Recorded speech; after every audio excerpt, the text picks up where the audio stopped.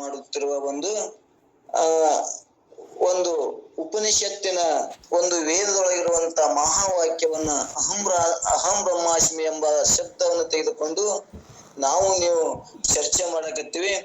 ಇದನ್ನ ಸರಳವಾಗಿ ನಮಗೆ ತಿಳಿಯುವಂಗ ನಮಗೆ ಒಂದು ಗ್ರಂಥ ಉತ್ಕೃಷ್ಟವಾದ ಗ್ರಂಥವನ್ನ ಕೊಟ್ಟಂತ ನಿಜಗುಣಾರ್ಯರಿಗೂ ಯಾಜ್ಞವಲ್ಕರಿಗೂ ಹಾಗೂ ಸರಳವಾದ ಕನ್ನಡದಲ್ಲಿ ಟೀಕೆಯನ್ನು ಬರೆದಂತ ಶಿವಕುತ್ತು ಸ್ವಾಮೀಜಿಯವರ ಪಾದಗಳಿಗೂ ಕೂಡ ಇಲ್ಲಿ ಹಣಿ ಹಚ್ಚಿ ನಮಸ್ಕರಿಸಿ ಈ ಪರಮಾನುಭೂತ ಎಂಬ ಗ್ರಂಥದೊಳಗ ಪ್ರವೇಶವಾಗೋಣ. ಇಲ್ಲಿ ನಿನ್ನೆ ದಿವಸ ನಾವು ಅಹಂ ಭ್ರಮೆಯನ್ನ ಮೊದಲು ಮಾಡಿಕೊಂಡು ಎಲ್ಲಾ ಭ್ರಮೆಗಳು ಇವು ಯಾರಿಂದ ಪ್ರಕಾಶ ಮಾಡ್ತಾವು ಅನ್ನುವಂಥದ್ದನ್ನ ವಿಚಾರ ಮಾಡ್ಕೋತ ಬಂದೇವಿ. ಇವು ಏನಪ್ಪಾ ಅಂದ್ರ ನನ್ನ ಪ್ರಕಾಶದೊಳಗೆ 8 ಭ್ರಮಗಳು ತೋರ್ತಾವು ಅನ್ನುವಂಥದ್ದನ್ನ ಹೆಂಗೆ ತೋರ್ಯಾವ ಅನ್ನೋದನ್ನ ನಿನ್ನೆ ದಿವಸ ಒಂದೊಂದನ್ನ 3 ನುಡಿಯನ್ನ ಮುಖಾಂತರ ನಾವು ತಿಳ್ಕೊಂಡು ಹೋದೇವಿ. ಇವು 8 ಭ್ರಮೆಗಳ ಇಲ್ಲಿ ನಮ್ಗ 3 ಇದರೊಳಗೆ ನಾವು ತಿಳ್ಕೊಂಡು ಬಂದೇವಿ. ಈಗ 8 ಭ್ರಮಗಳು ಹೆಂಗ್ಯಾವ ಅನ್ನುವಂಥದ್ದನ್ನ ಮೊದಲನೇದ್ದು ಯಾವ್ದು ಭ್ರಮ ಆಗ್ಯದ ಅನ್ನೋ ಮೊದಲನ್ನ ನಾವು ಕೇಳ್ಕೋತ ಬಂದು ಅವು 8 ಭ್ರಮೆಗಳಿಗೆ ಈ ಪ್ರಕಾಶ ಮಾಡೋರು ಯಾರದಾರ ಅಂತೇಳಿ ನಾವು ಏನೋ ತಿಳ್ಕೊಂಡೇವಂದ್ರ ಅವು 8 ಭ್ರಮಗಳು ನಮ್ಮಿಂದ ನಿವೃತ್ತಿ ಆಗ್ತಾವ. ನಾನು ಸ್ವಯಂ ಪ್ರಕಾಶ ಸ್ವರೂಪನೇ ನಾನಿದ್ದೇನೆ, ನಾನು ಆನಂದ ಸ್ವರೂಪನೇ ನಾನಿದ್ದೇನೆ, ನಾನು ನಿತ್ಯ ಇದ್ದೇನೆ, ನಾನು ಸತ್ ಸ್ವರೂಪನಿದ್ದೇನೆ ಅಂತೇಳಿ ನನ್ನ ಅರಿವಿಗೆ ಬತ್ತು ಅಂದ್ರ ಇದ್ದಂಗ ಜ್ಞಾನ ಆಯ್ತು ಅಂದ್ರ ಇವು ಏನು ಭ್ರಮ ಏನ ತೋರ್ಯಾವಲ್ಲ ಇವು ಎಲ್ಲ ಭ್ರಮ ನಮ್ಮಿಂದ ಹೋಗ್ತಾವ ಅನ್ನುವಂಥದ್ದನ್ನು ಹಿಂದಿಂದ ಕೇಳ್ಕೋತಾನೆ ಬಂದು ಅವು ಒಂದೊಂದು ಭ್ರಮಗಳು ಹೆಂಗಾಗ್ಯಾವು, ನಮ್ಮಲ್ಲಿ ಅಧ್ಯಾಸ ಹೆಂಗಾಗ್ಯದ ಮತ್ತು ಭ್ರಮ ಹೆಂಗಾಗ್ಯದ ಅನ್ನುವಂಥದ್ದನ್ನ ನಾವು ಕೇಳ್ಕೋತ ಬಂದೇವಿ. ಭ್ರಮದೊಳಗೆ ಇವು ಎಲ್ಲವೂ ತೋರ್ತಾವ ಅಂತ ಕೇಳಿದಾಗ ಮೊನ್ನೆ ಒಂದು ಅಧ್ಯಾಸ ಅಂದ್ರೆ ಹೆಂಗಾಗ್ಯದ ಅಂದ್ರ ಇಲ್ಲದ ಅನಾತ್ಮದೊಳಗೆ ಆತ್ಮ ಬುದ್ಧಿ ಆಗ್ಯದ, ಅನಿತ್ಯದೊಳಗೆ ನಿತ್ಯ ಬುದ್ಧಿ ಆಗ್ಯದ ಅಂತೇಳಿ ಅಲ್ಲಿ ಕೂಡ ನಾವು ಕೇಳ್ಕೋತ ಬಂದೇವಿ. ಇಲ್ಲಿ ಕೂಡ ನಮಗೇನು ಪರಮಾನುಭೂತಿ ಒಳಗೆ ತಿಳಿಬೇಕಾದ್ರ ಇವು ಅಧ್ಯಾಸ ಹೆಂಗಾಗ್ಯದ್ರಿ ನಮ್ಗ ನೀವು ಒಂದೊಂದು ಅಧ್ಯಾಸ ಹೇಳ್ಕೊತ ಹೊಂಟಿರಿ, ನಮ್ಗೆ ಇನ್ನೂ ಅನುಭವಕ್ಕೂ ಬರಲ್ದು. ಸ್ವಲ್ಪ ಹೊರಗೆ ನಿಂತು ನೀವು ಹೇಳ್ರಿ, ನಮಗ್ ತಿಳಿಯುವಂಗ ಸ್ವಲ್ಪ ಇವು ಅಧ್ಯಾಸ ಅಂದ್ರೆ ಏನು ಅನ್ನುವಂಥದ್ದನ್ನ ನಮಗ್ ತಿಳಿಸ್ರಿ ಅಂತ ನಾವು ಸ್ವಲ್ಪ ವಿಚಾರ ಮಾಡಕ್ ಹೋದಿವಪ್ಪ ಅಂದ್ರ ಇಲ್ಲಿ ಏನು ಬರ್ತಾವಂದ್ರೆ ಇಲ್ಲಿ ಅಧ್ಯಾಸಗಳು ಹೆಂಗ್ ಬರ್ತಾವ ಅನ್ನುವಂಥದ್ದನ್ನ ಸ್ವಲ್ಪ ನಾವ್ ಇವತ್ತ ಚರ್ಚೆ ಮಾಡೋಣ. ಇದಂದ್ರೆ ಇವು ನಾಳೆ ಇವು ಬಂದೇ ಬರ್ತಾವ. ಇಲ್ಲಿ ನಮಗ ಈ ಅಧ್ಯಾಸ ಅಂದ್ರೆ ಏನು ನೀವು ಹೇಳ್ಕೊತ ಬಂದಿರಿ. ಅಧ್ಯಾಸದೊಳಗೆ 2 ಪ್ರಕಾರ ಅಂತ ನೀವು ಹೇಳ್ಕೊತ ಬಂದಿರಿ. ಒಂದು ಅರ್ಥ ಅಧ್ಯಾಸ, ಇನ್ನೊಂದು ಜ್ಞಾನ ಅಧ್ಯಾಸ ಆಗ್ಯದ. ಇವಕ್ಕೆ ಹೆಂಗ ಸಂಬಂಧ ಆಗಿ ನಮಗ ನಾನು ಆತ್ಮನೇ ಇದ್ರು ನನಗೆ ಹೆಂಗ ಮರು ಮಾಡ್ಯದಲ್ಲ ಅನ್ನುವಂಥದ್ದನ್ನ ಇನ್ನೊಂದು ಸ್ವಲ್ಪ ಹೊರಗೆ ಹೋಗಿ ದೃಷ್ಟಾಂತ ಮುಖಾಂತರ ನಾವು ತಿಳ್ಕೋತ ಬರೋಣ. ಇಲ್ಲಿ ಅರ್ಥ ಅಧ್ಯಾಸದೊಳಗ ನಾವು ಇಲ್ಲಿ ಶಾಸ್ತ್ರ ತಿಳಿಬೇಕಂದ್ರ ಇವು ಎಲ್ಲದಕ್ಕೂ ಮೊದಲು ನಮ್ಗೆ ಮುಖ್ಯ ಜ್ಞಾನ ಬೇಕು. ಇದು ಸ್ವಲ್ಪ ಎಲ್ಲರಿಗೂ ತಿಳಿಯುದಿಲ್ಲ. ಒಂದ್ ಸ್ವಲ್ಪ ಯಾರು ಲಕ್ಷ್ಯ ಕೊಡ್ತಾರ ಅವ್ರಿಗೆ ದೌಡಿ ಬೇಗ ಅನುಭವಕ್ಕೆ ಬರ್ತದ. ಇಲ್ಲ ಅಧ್ಯಾಸ ಹೆಂಗಾಗ್ಯದ, ಅರ್ಥ ಅಧ್ಯಾಸ ಅಂದ್ರೆ ಏನು ಮತ್ತು ಭ್ರಾಂತಿ ಅಂದ್ರೆ ಏನು, ಭ್ರಮ ಅಂದ್ರೆ ಏನು ಅಂತ ಇವಕ್ಕ ನಮ್ಗೆಲ್ಲರೂ ಹೇಳ್ತೇವೆ ಶಬ್ದಗಳು. ಅವಕ್ಕ ನಮ್ಗ ಅರ್ಥ ಅಧ್ಯಾಸ ಆಗ್ಬೇಕಲ್ಲ, ಅರ್ಥ ಜ್ಞಾನ ಆಗ್ಬೇಕಲ್ಲ. ಒಂದ್ ಸ್ವಲ್ಪ ನಾವ್ ವಿಚಾರ ಮಾಡಕ್ ಹೋದಿವಪ್ಪ ಅಂದ್ರ ಇಲ್ಲಿ 6 ಪ್ರಕಾರ ಅಧ್ಯಾಸಗಳನ್ನ ಹೇಳ್ಕೊತ ಬಂದಾರ. ಆ ಅರ್ಥಾಧ್ಯಾಸದೊಳಗ ಈ ಅನಿರ್ವಚನೆ ಪದಕ್ಕೆ ಏನಾಯ್ತಾರಲ್ಲ, ಇದಕ್ಕೆ ಅರ್ಥ ಅಧ್ಯಾಸಕ್ಕೆ ಏನಂತಾರ, ಆತ್ಮ ಅನಿರ್ವಚನೆ ಅದಾನ, ಅವ ಹಿಂಗೆ ಅದಾನ ಹಂಗೆ ಅದಾನ ಅಂತ ಹೇಳಕ್ ಬರಂಗಿಲ್ಲ. ಆದ್ರ ಅನುಭವಕ್ಕೆ ಬರ್ತದ, ಆತ್ಮ ಅದಾನಲ್ಲ ಅಂತೇಳಿ ಅನುಭವಕ್ಕೆ ಬರ್ತದ. ಆದ್ರೆ ಹಿಂಗ ಅದಾನ ಅಂತ ಹೇಳಕ್ ಬರಲ್ಲ. ಅವ ನಿರ್ವಚನೆ ಅದಾನ. ಅವ ಹೆಂಗದಾನ, ನಿರ್ವಯ ಅದಾನ. ಅವಯಗಳಿದ್ದು ಅಂದ್ರ ಹಿಂಗೇನ್ ಹೇಳ್ಬೋದು. ಮತ್ತ ಮಾತು ಮನಗಳಿಗೆ ಮೀರಿದಂತ ವಸ್ತು ಅದನ. ಮತ್ತವ ಹೆಂಗದನ, ಅವ್ಯಯ ಅಂದ್ರೆ ನಾವು ಎಷ್ಟೇ ಅವನ ಬಳಸ್ಕೊತ ಎಷ್ಟು ಯುಗಗಳಿಂದಾನು ನಾವು ಬಳಸ್ತಾ ಇದ್ದೇವೆ. ಆದ್ರೂ ಅವ ಏನು ಹೆಚ್ಚು ಇಲ್ಲ ಕಮ್ಮು ಇಲ್ಲ, ಅಷ್ಟೇ ಅದಾನ. ಯಾವ್ದದು ಆತ್ಮ ಬ್ರಹ್ಮ ಹಂಗೆ ಅದಾನ. ಇದನ್ನ ನಾವು ತಿಳ್ಕೊಬೇಕಂದ್ರೆ ಸ್ವಲ್ಪ ಒಳಗೆ ಹೋಗಿ ಹೆಂಗ ಅಂತ ಸ್ವರೂಪವನ್ನು ನನಗೆ ಹೆಂಗ ಮರು ಆಗ್ಯದ, ಹೆಂಗ ಅಧ್ಯಾಸ ಆಗ್ಯದ ಅನ್ನುವಂಥದ್ದನ್ನ ನಾವು ಹಿಂದೆ ಕೇಳ್ಕೊತ ಬಂದೇವ್ನಿ. ಹೆಂಗ ಆಗ್ಯದ ಅಂದ್ರೆ ಇಲ್ಲಿ 6 ಪ್ರಕಾರ ಅಧ್ಯಾಸದ ಪ್ರಕಾರ ಹೇಳ್ಕೊತ ಬಂದಾರ.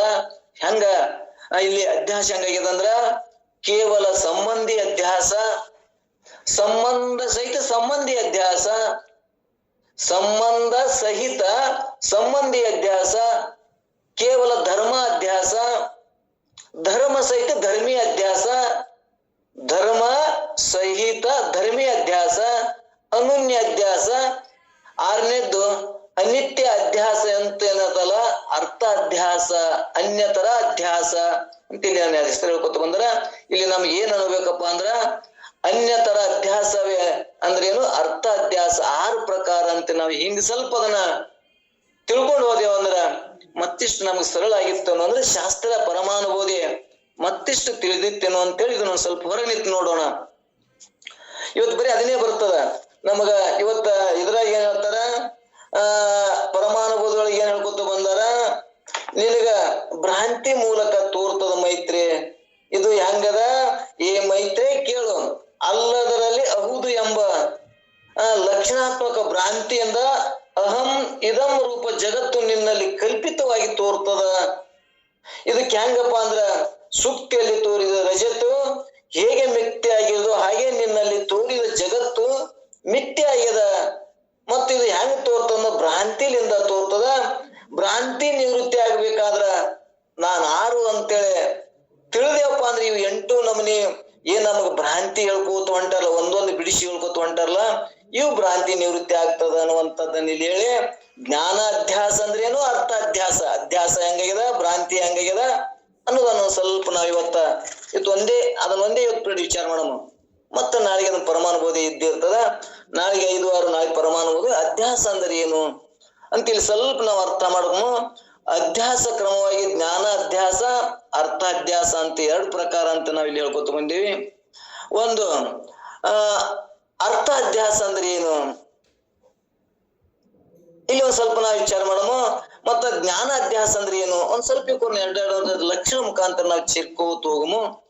ಇಲ್ಲಿ ಜ್ಞಾನ ಅಧ್ಯಾಸ ಅಂದ್ರೆ ಏನು, ಯಾವ ವಸ್ತುವಿನ ಅಧಿಕರಣತ್ವಕ್ಕೆ ಅಯೋಗ್ಯವಾದ ಅಂದ್ರೆ ಇರುವಿಕೆ ಇಲ್ಲಲ್ಲ, ಅದಕ್ಕೆ ಅಧಿಕರಣದಲ್ಲಿ ಸಜಾತಿ ವಸ್ತುವಿನ ಬುದ್ಧಿ ಏನಬೇಕಪ್ಪ ಅಂದಿದ್ಕ ಜ್ಞಾನ ಅಧ್ಯಾಸ ಅಂತ ಹೇಳ್ಕೊತ ಹೋದ್ನಂದ್ರ, ಯಾವ ವಸ್ತುವಿನ ಅಧಿಕರಣತ್ವಕ್ಕೆ ಅಯೋಗ್ಯವಾದ ಅಂದ್ರೆ ಇರುವಿಕೆನೇ ಇಲ್ಲ, ಅದು ಇಲ್ಲದ ಅಧಿಕರಣದಲ್ಲಿ ಇದು ಏನ ಸಜಾತಿ ವಸ್ತುವಿನ ಬುದ್ಧಿ ಏನಾಗ್ಯದಲ್ಲ, ನಮಗ ಸ್ವಜಾತಿ ಬುದ್ಧಿ ಏನಾಗ್ಯದಲ್ಲ, ಸಗತ್ ಸಜಾತಿ ವಿಜಾತಿ ಭೇದನಾದ ಆ ಬ್ರಹ್ಮನಲ್ಲಿ ನಮ್ಗೆ ಸ್ವಗತ್ ಭೇದ ಏನಾಗ್ಯದಲ್ಲ, ಸಜಾತಿ ಭೇದ ಆಗ್ಯದಲ್ಲ, ಆ ವಸ್ತು ಬುದ್ಧಿ ಏನನ್ಬೇಕು, ಜ್ಞಾನ ಅಧ್ಯಾಸ ಅನ್ಬೇಕು ಅಂತ ಹೇಳ್ಕೊತ ಬಂದಾರ. ಹೆಂಗಪ್ಪ ಅಂದ್ರ ಒಂದ್ ಮತ್ತ ದೃಷ್ಟಾಂತ ಹೇಳ್ಕೊತಾರ ಅವ್ರು.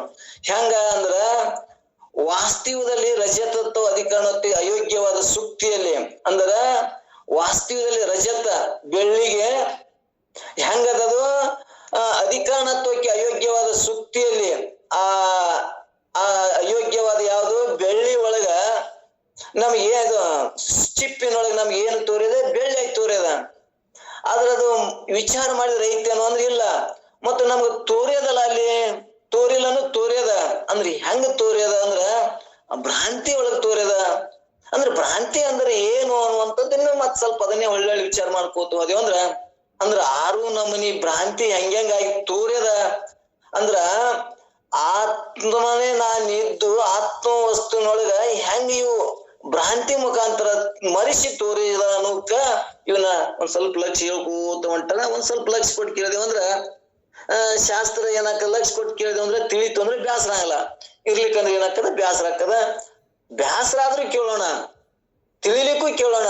ಇಂದಿಲ್ಲ ನಾಳೆಗೆ ಅದು ನಮಗ ಅನುಭವಕ್ಕೆ ಬಂದೇ ಬರ್ತದ. ಒಂದ್ ಸಂದರ್ಭದೊಳಗ ನಮ್ಗ ಅನುಭವಕ್ಕೆ ಬರ್ತದ ಅನ್ನುವಂಥದ್ದನ್ನ ನಾವೆಲ್ಲರೂ ಮಾತು ನೆನಪಿಟ್ಕೊಳ್ಳೋಣ.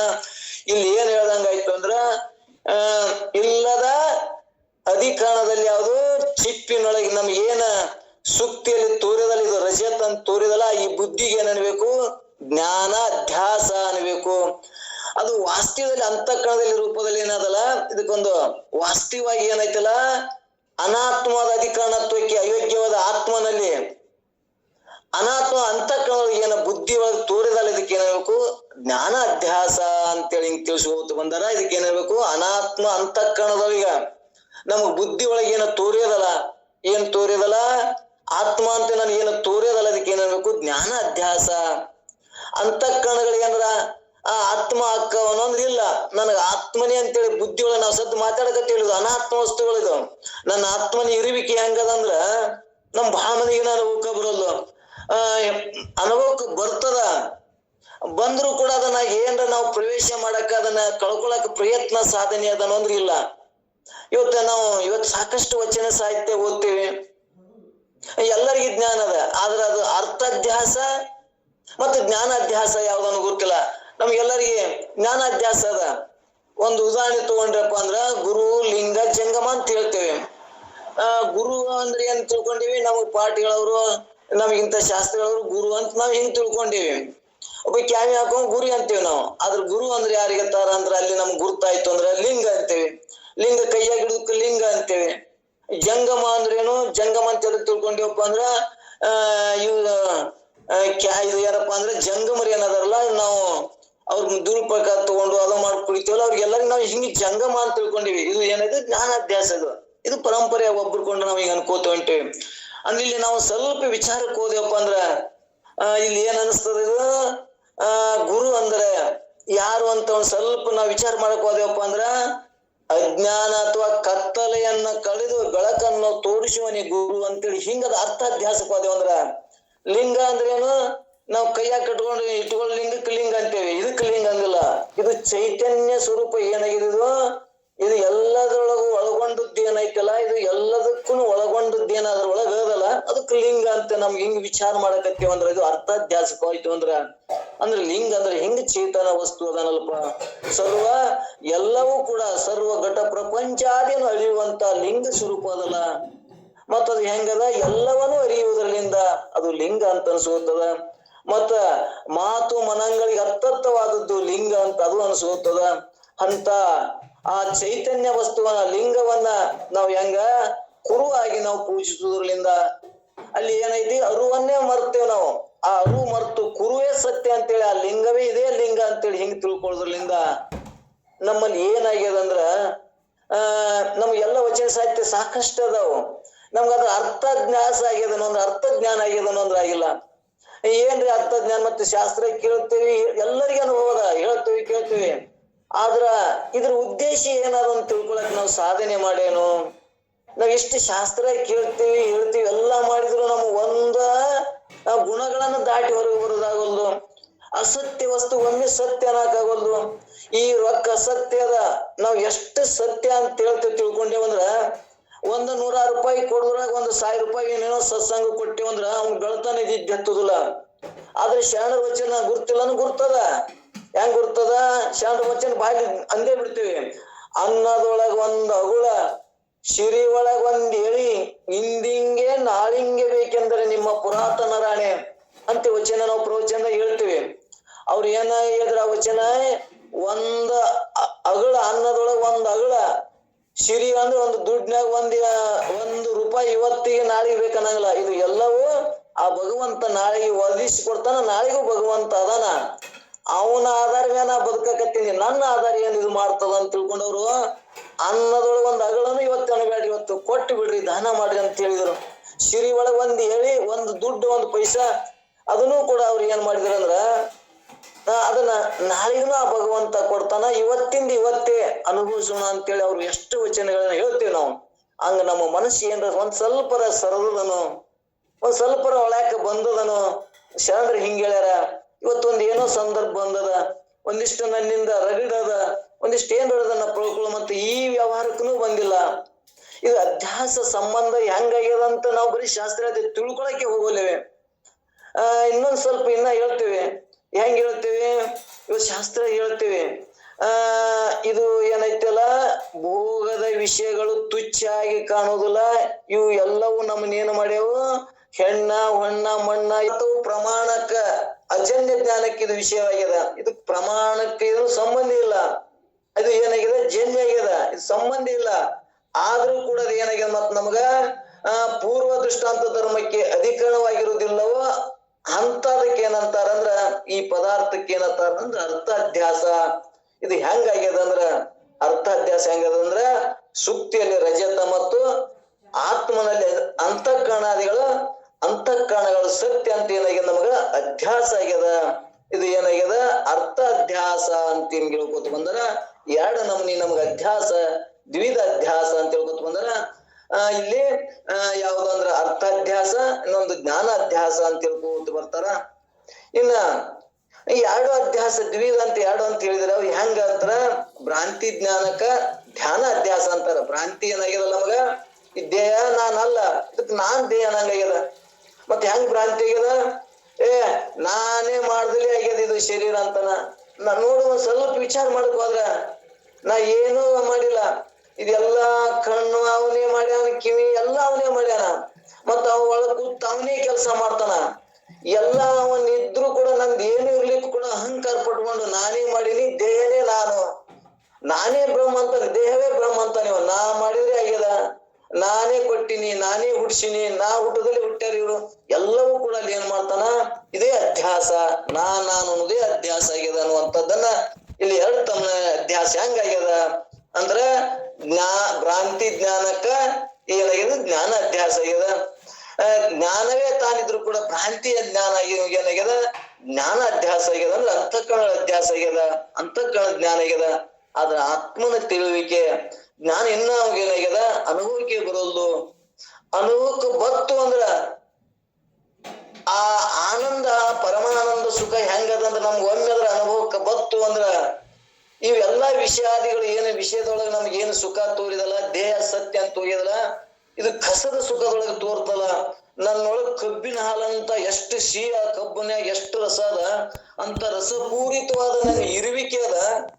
ಇದು ಎಲ್ಲಾ ಇಂದ್ರಿಯಗಳ ವಿಷಯದೊಳಗಿನ ಕಸದೊಳಗಿನ ಸಿಪ್ಪಿ ಒಗದಿರ್ತಾರೆ. ಅದನ್ನೆಲ್ಲಾ ಕಬ್ಬಿನ ಗಾಣದಾಗ ಹಿಂಡಿ ಒಗದ್ರೊಳಗ ಬಾಯಾಗಿಟ್ಟಾಗ ಅದು ಒಂದಿಷ್ಟು ಹೆಂಗ್ ಸಿಹಿ ಅನಿಸ್ತದ, ಹಂಗ ಈ ಕಸದೊಳಗಿನ ಸುಖ ನಮ್ಗೆ ಏನಾಗ್ಯದಲ್ಲ ಅದು ಸತ್ಯ ಆಗಿ ತೋರ್ಯದ. ಆದ್ರ ತನ್ನ ಸುಖ ಹೆಂಗದ ಕಬ್ಬಿನೊಳಗ ರಸಪೂರಿತ ತುಂಬಿದಂತ ಕಬ್ಬು ತನ್ನಲ್ಲಿ ಅಂತ ಜ್ಞಾನ ಸ್ವಲ್ಪ ಅದಾನ. ಅದು ಅವ್ ಏನಾಗ್ಯದಪ್ಪ ಅಂದ್ರೆ ಈ ಭ್ರಾಂತಿಲಿಂದ ನಮಗ ತಿಳಿಗೊಡ್ಲಾರಂಗ ಏನ್ ಮಾಡಿದಲ್ಲ ಇದೇ ಅನ್ನಬೇಕು. ಅಂದ್ರೆ ಇಲ್ಲಿ ಅರ್ಥ ಅಧ್ಯಾಸ ಜ್ಞಾನ ಆಯ್ತು ಅಂದ್ರ ಇದು ಭ್ರಾಂತಿ ಜ್ಞಾನ ಹೋಗ್ತದ ಅನ್ನುವಂಥದ್ದನ್ನ ಇಲ್ಲಿ ಹೇಳ್ಕೊತ ಹೊಂಟಾರ. ಮತ್ತ ಭ್ರಾಂತಿ ಜ್ಞಾನಕ್ಕ ವಿಷಯವಾದದ್ದು ಯಾವ್ದಪ್ಪ ಅಂದ್ರೆ ಇದು ಅರ್ಥಾಧ್ಯಾಸ ಆಗಲಾರ್ದು ಅಂತೇಳಿ ಎರಡು ಪ್ರಕಾರ ಅರ್ಥಾಧ್ಯಾಸ ಜ್ಞಾನ ಅಧ್ಯಾಸ ಅಂತ ಹೇಳ್ಕೊತ ಹೊಂಟಾರ. ಇಲ್ಲಿ ಇದು ಅರ್ಥಾಧ್ಯಾಸಕ್ಕ ಇನ್ನೊಂದ್ ಕಡೆ ಏನ್ ಹೇಳ್ಕೊಂಡು ಬಂದಾರಂದ್ರ ಅನಿರ್ವಚನೀಯ ವಸ್ತು. ಅನಿರ್ವಚನೀಯ ಅದ ಅಂದ್ರೆ ಹಿಂಗೆ ಅದ, ಹಿಂಗೆ ಐತೆ ಅಂತ ಹೇಳಾಕಿ ಅದಕ್ಕೂ ಯಾರಿಗೆ ಬರುದಿಲ್ಲ. ಮತ್ತೆ ಹೇಳಾಕ್ ಬರುದಿಲ್ಲ ಅಂದ್ರೆ ಹೆಂಗ್ ಹೇಳ್ತೀನಿ, ಅದು ಅನುಭವ ಅದ. ಅನುಭವಕ್ಕೆ ಹೋಗಿ ನೋಡಿದಾಗ ನೋಡ್ರಿ ಆ ಅನುಭವ ಪರ ಐತಿ ಆತ್ಮಜ್ಞಾನ. ಆ ಅನುಭವ ಇಲ್ಲದೆ ನಾವು ಎಷ್ಟು ಹುಡುಕಿದ್ರು ಕೂಡ ಅದು ಏನೈತಿ ಇದು ಅನಿರ್ವಚನೀಯ ಆಗಿ ತೋರ್ತದ. ಅದು ಇಂದ್ರಿಗಳಿಂದ ತಗೊಂಡು ಹುಡ್ಕಾಕ್ ಹೊಕ್ಕೇವಿ, ಮತ್ತ ಏನಾದ್ರೂ ವಸ್ತುಗಳನ್ನ ತಗೊಂಡು ಹುಡ್ಕಾಕ್ ಹೊಕ್ಕೇವಿ. ಅದು ಆ ಮಾತು ಇವ್ ಏನ್ ಇಂದ್ರಿಯಗಳು ಏನದಾವಲ್ಲ ಇವು ಮಾತು ಮನಗಳಿಗೆ ಅತ್ತತ್ತವಾದ ತನ್ನ ಇರುವಿಕೆಯನ್ನ ಮತ್ತೆ ಹೆಂಗ್ ಹೇಳಕ್ ಬಂದ ಅನುಭವದಿಂದ ಹೇಳಕ್ ಬರ್ತದ. ಅನುಭವ ಐತಿ, ಅದು ಅನುಭವಿಸಕ್ ಬರ್ತದ. ಆದ್ರ ಇವು ಇಂದ್ರಿಯಗಳ ಮುಖಾಂತರ ಆಗ್ಲಿ ಏನಾದ್ರೂ ಶಾಸ್ತ್ರ ಪುರಾಣಗಳನ್ನ ತಗೊಂಡಾಗ್ಲಿ ಹುಡುಕಾಡಕ್ ಹೋದ್ರೆ ಸಿಗ್ತದನು ಅಂದ್ರ ತನ್ನ ಇರುವಿಕೆ ತನ್ನ ಸ್ವ ಅನುಭವದ ಅನುಭವಿಸದ ಮಾತ್ರದ ಅನುಭವಕ್ಕೆ ಬರ್ತದ ಅನ್ನುವಂಥದ್ದನ್ನ ನಾವು ಇನ್ನೊಂದಿಷ್ಟು ಸ್ಪಷ್ಟಪಡಿಸೋಣ. ಇದಕ್ಕೆ ಏನಾಗಬೇಕು ಅಂದ್ರ ಅನಿರ್ವಚನೀಯದ ಹಿಂಗೆ ಐತಿ ಪರಮಾತ್ಮ ಹಿಂಗೆ ಅದಾನ ತೋರ್ಸು, ಹಿಂಗೆ ಅದಾನ ಹೇಳು, ಹಿಂಗೆ ಅದಾನ ನನಗ ಅನುಭವ ತಂದು ಕೊಡು ಅಂದ್ರೆ ಹೇಳಕ್ ಬರುದಿಲ್ಲ. ಅದು ತನ್ನ ಅನುಭವಿಸಿದ್ದದ ಅನುಭವಿಸಿದಾಗ ಮಾತ್ರದ ಅನುಭವಕ್ಕೆ ಬರ್ತದ ಅನ್ನುವಂಥದ್ದನ್ನ ಹೇಳಿ ಈ ಜ್ಞಾನ ಇದು ಜ್ಞಾನ ಏನೈತಪ್ಪ ಅಂದ್ರೆ ಅನಿರ್ವಚನೀಯ ಅಂತ ಹೇಳಿದ್ರಿ. ಇದು ಹಿಂಗೆ ಐತಿ ಹೇಳಕ್ ಬರಂಗಿಲ್ಲ, ಹೆಂಗ್ ಹೋಯ್ತಿ ಅಂತ ಹೇಳಿದ್ರಿ. ಇದಕ್ಕೆ ಏನಾಗಬೇಕು ಅಂದ್ರೆ ಅರ್ಥಾಧ್ಯಾಸ ಹೇಳಿದ್ರಿ ನೀವು. ಅರ್ಥಾಧ್ಯಾಸ ಒಳಗ ಮತ್ತ ಇದನ್ನ 6 ಪ್ರಕಾರ ಹೆಂಗ ಅರ್ಥಾಧ್ಯಾಸ ಆಗ್ಯದ, ನಮ್ಗೆ ಭ್ರಾಂತಿ ಹೆಂಗಾಗ್ಯದ, ಅಧ್ಯಾಸ ಹೆಂಗಾಗ್ಯದ ಅಂತ ಇದನ್ನ 6 ನಮ್ಗೆ ಹೇಳ್ಕೊತ ಹೊಂಟಾರ. ಒಂದು ಯಾವ್ದು ವಿಚಾರ ಮಾಡಮಂದ್ರ ಒಂದು ಕೇವಲ ಸಂಬಂಧಿ ಅಧ್ಯಾಸ, ಕೇವಲ ಸಂಬಂಧಿ ಅಧ್ಯಾಸ. ಎರಡನೇದು ಸಂಬಂಧ ಸಹಿತ ಸಂಬಂಧಿ ಅಧ್ಯಾಸ, ಕೇವಲ ಧರ್ಮ ಅಧ್ಯಾಸ. ಇವನ್ 3 ಇವತ್ತೊಂದ್ ಸ್ವಲ್ಪ ಚರ್ಚೆ ಮಾಡ್ಕೋತ ಬರ್ಮು. ನಮಗ ಸಂಬಂಧ ಹೆಂಗಾಗ್ಯದಪ್ಪ, ಅಧ್ಯಾಸ ಹೆಂಗಾಗ್ಯದ ಅನ್ನುವಂಥದ್ದು ಒಂದ್ ಸ್ವಲ್ಪ ಒಂದ್ ಕಡೆ ಹೇಳ್ಕೊತ ಬಂದ್ರ ಅದನ್ನ ವಿಚಾರ ಮಾಡ್ಕೊತ ಹೋಗಮು. ಇಲ್ಲಿ ಹೆಂಗ್ ಸಂಬಂಧ ಆಗ್ಯದ ಅಂದ್ರ ಅನಾತ್ಮದಲ್ಲಿ ಆತ್ಮನ ಅಧ್ಯಾಸ ಆಗ್ಯದ. ಅನಾತ್ಮನಲ್ಲಿ ಆತ್ಮನ ಅಧ್ಯಾಸವಾದಲ್ಲಿ ಆತ್ಮದ ಹೆಂಗೈತಂದ್ರ ಅನಾತ್ಮನಲ್ಲಿ ಏನಾಗ್ಯದ ಅಂದ್ರ ಇದಕ್ಕ ತದಾತ್ಮ ಸಂಬಂಧ ಹೊಂದ್ಯದ. ಇಲ್ಲಿ ತದಾತ್ಮ ಸಂಬಂಧ ಆಗ್ಯದ ಅಂತ ಹೇಳ್ಕೊತ ಬರ್ತಾರ. ತದಾತ್ಮ ಸಂಬಂಧ ಅಂದ್ರ ಏನು? ಅಧ್ಯಸ್ಥವಾಗದೆ ಅಧ್ಯಸ್ಥವಾಗದೇ ವಿನಃ ಆತ್ಮನ ಸ್ವರೂಪ ಅಧ್ಯಸ್ಥವಲ್ಲ.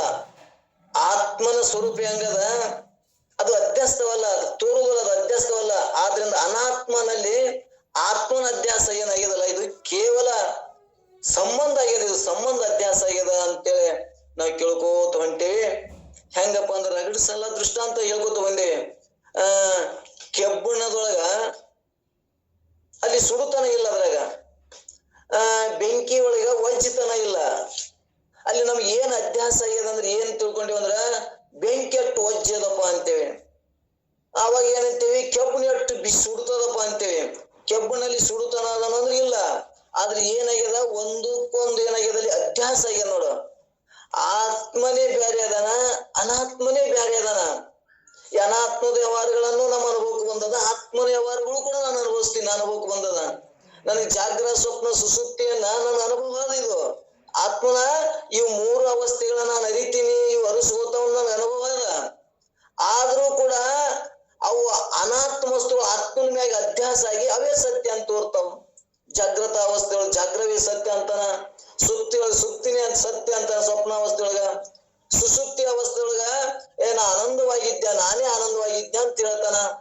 ಇವಕ್ ಹೆಂಗದ, ನೀವು ತದಾತ್ಮ ಆಗ್ಯದ. ಅಲ್ಲಿ ಹೆಂಗದ ಆತ್ಮ ಸಾಕ್ಷಿಯಾಗಿದ್ರು ಕೂಡ ಒಂದಕ್ಕೊಂದು ಹೆಂಗ ಸಂಬಂಧ ಆಗ್ಯದ.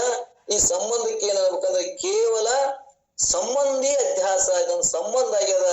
ಅದರ ಇದನ್ನೇ ಬೇರೆ ಅದ, ಇದರ ಲಕ್ಷಣಗಳೇ ಬೇರೆ ಅದಾವ, ಅದರ ಸಿದ್ಧಾಂತಗಳೇ ಬೇರೆ, ಅದರ ವ್ಯವಹಾರ ಬೇರೆ, ಇದ್ರ ವ್ಯವಹಾರ ಬೇರೆ ಅದಾವ.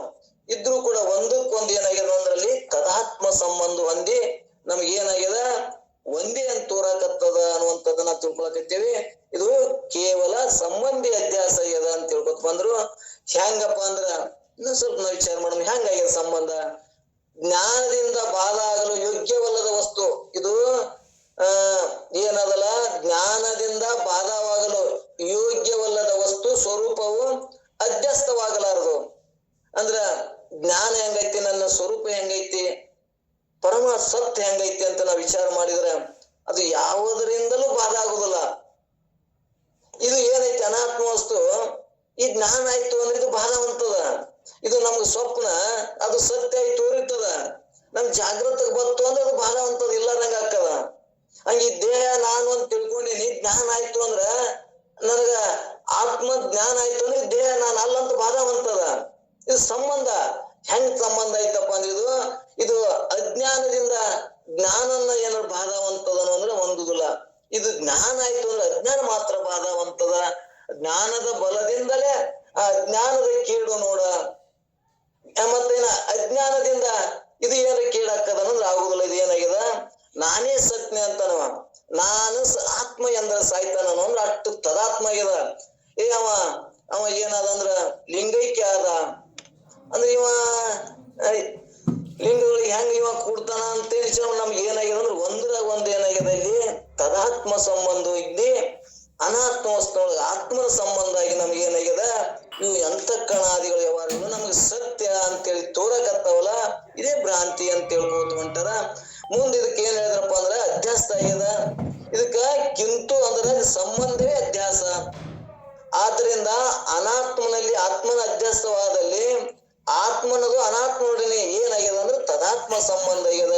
ಇದಕ್ಕೆ ಏನ್ಬೇಕು, ಅಧ್ಯಸ್ಥ ಅನ್ಬೇಕು ಅಂತ ಹೇಳ್ಕೊತ ಬಂದ್ರ ಇದಕ್ಕ ಸಂಸರ್ಗ ಅಧ್ಯಾಸನು ಅಂತಾರ. ಅಂದ್ರ ಶರೀರ, ಸತಿ, ಪುತ್ರ, ಗ್ರಹಾದಿ ಮನೆ ಎಲ್ಲದ್ರೊಳಗೆ ನಾನು ನನ್ನದೆಂಬುದು ಏನ ಸಂಬಂಧ ಆಗ್ಯದಲ್ಲ, ಇದಕ್ಕೆ ಏನಾಗಬೇಕು, ಇದಕ್ಕ ಕೇವಲ ಸಂಬಂಧಿ ಅಧ್ಯಾಸ ಮಾತ್ರ ಅಧ್ಯಾಸ ಅಂತ ನೀ ಹೇಳ್ಕೊತ ಬಂದ್ರ ಇದು ಅಧ್ಯಾಸ ಆಗ್ಯದ. ಯಾವುದು, ಶರೀರ ಸತಿ ಒಳಗ ನಂದು, ಮತ್ತ ಪುತ್ರ ನನ್ ಮಗ ನಂದು, ಈ ಮನಿಯಾದಿಗಳಲ್ಲಿ ನನ್ ಮನಿ ಅಂತೇಳಿ ನಾವು ಇವಾಗ ಸಂಬಂಧ ಆಗ್ಯದ. ಆದ್ರೆ ವಿಚಾರ ಮಾಡಿದ್ರ ಮನಿನೇ ಬೇರೆ ಅದನ, ತಾನೇ ಬೇರೆ ಅದನ, ಇದು ನನ್ ಮನಿನೇ ಅಂತಾನ. ಹೆಂಗ ಸಂಬಂಧ ಆಗ್ಯದ ಅಂದ್ರೆ ಇದು ಕೇವಲ ಸಂಬಂಧ ಆಗ್ಯದ. ಇವು ಅರ್ಥ ಅಧ್ಯಾಸ 6 ಪ್ರಕಾರ ವಿಚಾರ ಮಾಡಿದಾಗ ಹೆಂಗೆ ನನ್ನಲ್ಲಿ ಭ್ರಾಂತಿಯಾಗಿ ತೋರ್ತದ ಅನ್ನುವಂಥದ್ದನ್ನ ತಿಳಿತದ ಅನ್ನುವಂಥದ್ದನ್ನ ಒಂದ್ ತಿಳ್ಕೊಂಡು ಹೊಂಟೀವಿ. ಇನ್ನ ಸಂಬಂಧ ಸಹಿತ ಸಂಬಂಧಿ ಅಧ್ಯಾಸ, ಸಂಬಂಧ ಸಹಿತ ಸಂಬಂಧಿ ಅಧ್ಯಾಸ ಇದು ಹೆಂಗಾಗ್ಯದ, ಇಲ್ಲಿ ಆತ್ಮನಲ್ಲಿ ಅನಾತ್ಮದ ಸಂಬಂಧ ಮತ್ತು ಸ್ವರೂಪ ಎರಡು ಅಧ್ಯಸ್ತ ಆಗ್ಯಾವ. ಆತ್ಮನಲ್ಲಿ ಅನಾತ್ಮ, ಆತ್ಮ ಅನಾತ್ಮ ಇವು ಎರಡು ಸಂಬಂಧ ಸ್ವರೂಪದ ಎರಡು ಏನಾಗ್ಯಾವ ಅಧ್ಯಸ್ತ ಆಗ್ಯಾವ. ಆದ್ದರಿಂದ ಆತ್ಮನಲ್ಲಿ ಅನಾತ್ಮದ ಅಧ್ಯಾಸ ಸಂಬಂಧಿ ಸಹಿತ ಸಂಬಂಧಿ ಇದಕ್ಕೆ ಏನಾಗ್ಯದ ಅಂದ್ರೆ ಅಧ್ಯಾಸ ಆಗ್ಯದ. ಹೆಂಗ ಅಂತ ಕೇಳ್ಕೊತ ಹೋದೇವಪ್ಪ ಅಂದ್ರ ಮತ್ತ ಹೆಂಗ ಆಯ್ತಿದ ಸಂಬಂಧ ಅಂದ್ರ ಇದು ಹೆಂಗಂದ್ರ ಜ್ಞಾನದಿಂದ ಬಾಧ ಆಗಲು ಯೋಗ್ಯವಾದ ವಸ್ತು ಏನಿರ್ಬೇಕು, ಬಾಧವಾಗ್ಲಾರ್ದ ವಸ್ತು ಯಾವ್ದಪ್ಪ ಅಂದ್ರ ಅಧಿಷ್ಠಾನ. ಅದು ನಾವು ಬಹಳ ಸಲ ಹೇಳ್ಕೊತ ಬಂದೇವಿ. ಅದು ಹೆಂಗೈತಿ ಅಧಿಷ್ಠಾನ. ಆ ಅಧಿಷ್ಠಾನ ಜ್ಞಾನ ಆಯ್ತು ಅಂದ್ರ ಇವು ಏನಲ್ಲಿ ಕಲ್ಪಿತನಲ್ಲಿ ಏನು ತೋರ್ಯಾವಲ್ಲ ಅವು ಎಲ್ಲಿ ತೋರ್ಯಾವ ಅಂದ್ರ ಭ್ರಾಂತಿ ಒಳಗ ಅಜ್ಞಾನದೊಳಗ ತೋರ್ಯಾವ.